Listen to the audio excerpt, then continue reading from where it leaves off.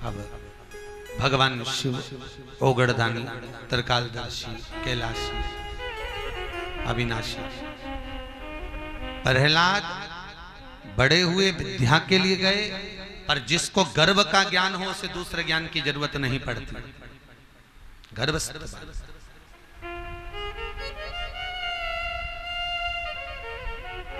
दूसरा ज्ञान नहीं चाहिए। पूछा सृष्टि का पालन करता कौन है? प्रहलाद ने कहा भगवान। खोलते तेल में डाल दिया, पर्वत से नीचे फेंक दिया। भागवत जी में सुना है ना आपने, सब कुछ करा।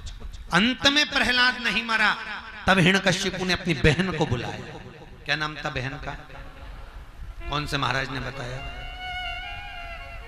ये मैं तो पूछ रहा हूं। और कौन सी पुराण में लिखा है कि उसकी बहन का नाम होलिका था? भागवत में कि विष्णु पुराण में कि नर्मदा पुराण में कि स्कंद पुराण में, कौन सी पुराण में लिखा है कि हिरण्यकशिपु की बहन का नाम होलिका था? जितनी भी पुराण उठाकर देखेंगे उसमें एक ही नाम मिलेगा, डूंडा। क्या नाम था? डूंडा। हिरण्यकशिपु की बहन का नाम था डूंडा। डूंडा को बुलाया, डूंडा इधर आ, बोल भैया तेरे पास ब्रह्मा जी की दी हुई एक चादर है, तो चारों तरफ से ओढ़ लेना और प्रहलाद को तेरी गोदी में बिठा लेना। तेरे को वर है, ये चादर जो ओढ़ेगा वो जलेगा नहीं। चारों तरफ से जब आग लगेगी तू बच जाएगी, प्रहलाद जल जाएगा। डूंडा ने कहा ठीक है भैया चल। डूंडा बैठी अपनी अग्नि में, बालक को अति प्रेम से अंक लिया बैठाए, और डूंडा बैठी अग्नि में आपा लिया मिटाए। शास्त्र कहता है जब डूंडा अग्नि में बैठी, चारों तरफ से जब आग लग गई, तो ये प्रहलाद की कौन थी? जम के बोलो जरा। बुआ। बुआ ऐसी होती है क्या जो अपने भतीजे में आग लगा दे?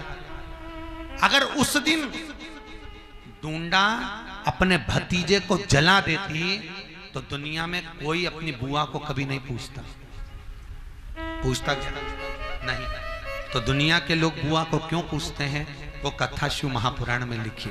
भले तुम्हें भागवत जी में पंडित जी ने ना बताई हो, पर शिव महापुराण में सुन लो कि बुआ को क्यों पूछते हैं। उसका कारण केवल इतना सा है, डूंडा ने देखा चारों तरफ से आग लग गई, मेरा भतीजा जल जाएगा।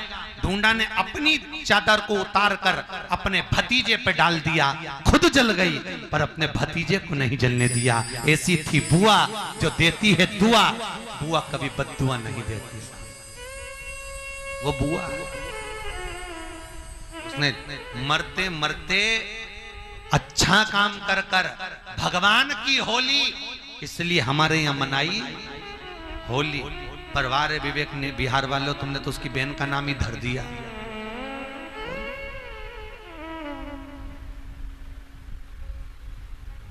राक्षस कुल में जन्म लेकर अच्छा काम करके परमात्मा की होली, इसलिए होली मनाई। उसका नाम होली नहीं, नाम था डूंडा। इसलिए आज भी होली में ढूंढ लगते हैं। ढूंढ मतलब मोटे मोटे लक्कड़। वो डूंडा के लकड़ी नहीं लगती, लक्कड़ लगते मोटे मोटे, ढूंढ, क्योंकि उसका नाम डूंडा था। चलिए प्रहलाद फिर बच गए। प्रहलाद बचे।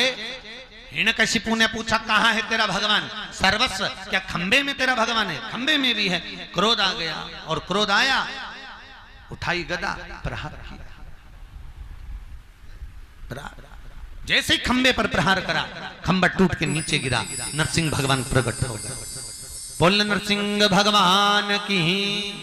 अब नरसिंह भगवान जब प्रकट हुए, प्रकट होकर हिरण्यकशिपु को पकड़कर जंघा पर सुलाकर, न नीचे मरे ना ऊपर, जंघा पर मारा, न अंदर न बाहर, दहली पर, न अस्त्र से न शस्त्र से, न दिन में न रात में, न नर से न पशु से, ना ही 12 महीने में, एक अधिक कर दिया, अधिक मास में मारा।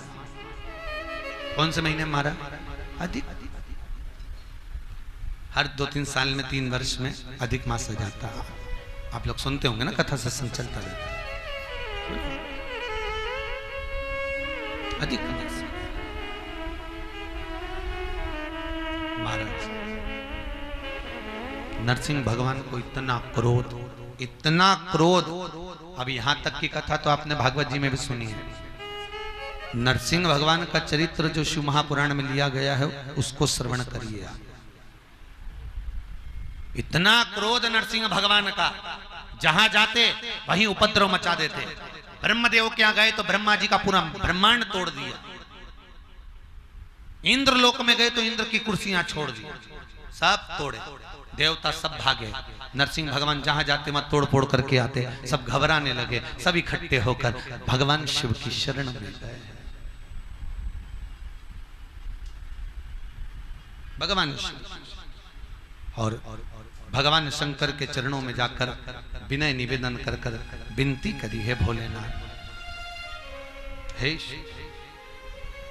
शंकर कैलाश कृपा कर, हाथ जोड़कर निवेदन करो महाराज।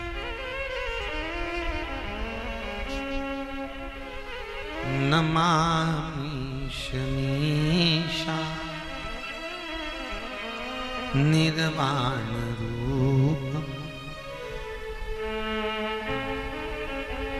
विभुं व्यापकं ब्रह्म